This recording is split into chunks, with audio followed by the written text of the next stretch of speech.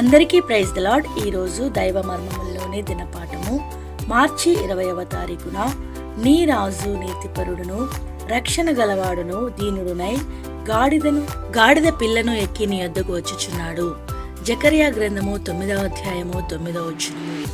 ప్రభువు బేతనియాను 4వ పర్యాయము దర్శించినప్పుడు తన యొక్క రాజకత్వము బయలుపరచదలంచును.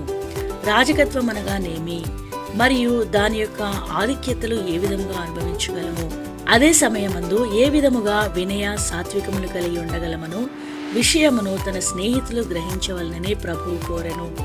విశ్వాసులనేకులు ప్రభు అయిన యేసును తమ రక్షకుడని మాత్రమే నమ్ముదురు.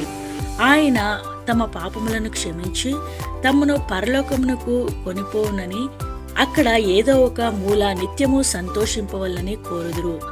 వారిని తన పాలిభాగస్తులుగాను జతపని వారిని గాను చేయుటకు ప్రభైన యేసు నిజమైన ఆశ కలిగి ఉన్నాడనియు, ఆ ఉద్దేశము నెరవేర్చుటకు వారు ఎల్లప్పుడూ ఆయన రాజకత్వం క్రిందను ప్రభుత్వం క్రిందను ఉండవలననియు ప్రభువు కోరుచున్నాడని వారు గ్రహించరు. అనేకులు అపజయ జీవితము అనేక సంవత్సరములు జీవించిన తరువాతనే ప్రభు అయిన యేసుకు తమ హృదయములలో పరలోకపు రాజునకు ఇవ్వవలసిన సరియైన స్థానమునిచ్చెదరు.